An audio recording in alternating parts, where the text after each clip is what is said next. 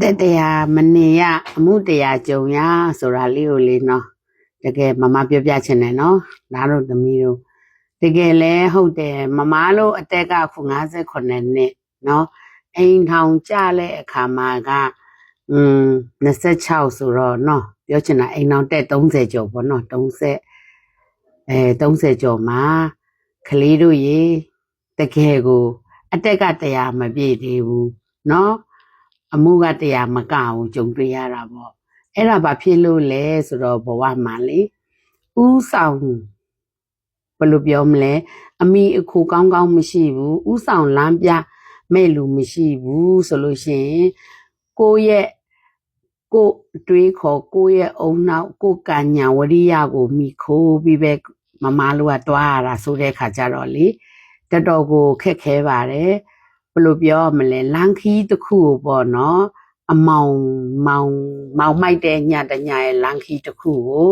ဒီလမ်းကြောလေးပေါ်မှာပဲစမ်းပြီးတော့သွားတဲ့ခါကျတော့အမြင်ကမရှင်းတဲ့ခါကျတော့ခလုတ်လဲတိုက်ခဲရတယ်လဲကြခဲရတယ်ပေါ့နော်အမိခိုရှိပြီးတော့လမ်းပြတဲ့သူရှိတာကြတော့ဘာနဲ့တူလဲဆိုကိုတွားတဲ့လမ်းကိုမိမောင်းထိုးပြနေတာပေါ့နော်ခလုတ်မတီစုမမြင်အောင်ဒါကတော့ဆောင်းရမ်းဒါကတော့ရှောင်းရမ်းဒီလမ်းကြောင်းက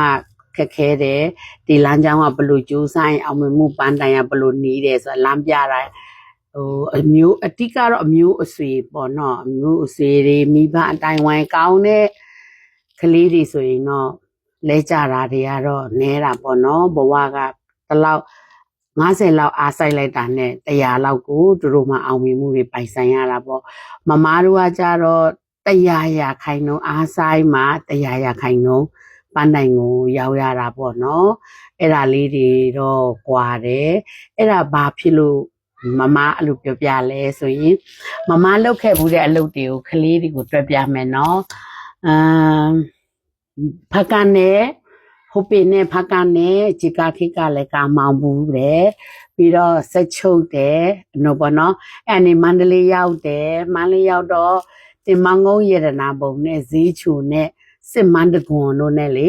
ကားပြေးတယ်ပြီးတော့စင့်ကင်နဲ့ဇော်အတင်းဆိုတဲ့စင့်ကူမန်ကားကိုလည်းပြေးဘူးတယ်ကားပြေးလို့3နှစ်လောက်အဆင်မပြေတော့ကားရောင်းမလက်ဖေးဆိုင်ရောင်းတယ်လက်ဖေးဆိုင်ရောင်းလို့3နှစ်လောက်အဆင်မပြေပြန်ပြုတ်တဲ့ခါကျတော့တခါမြစ်ကြီးနားမိခမလိခမိယိုကိုသွားပြီးတော့ရွှေတွေတူးတယ်9နှစ်6နှစ်ကြာတယ်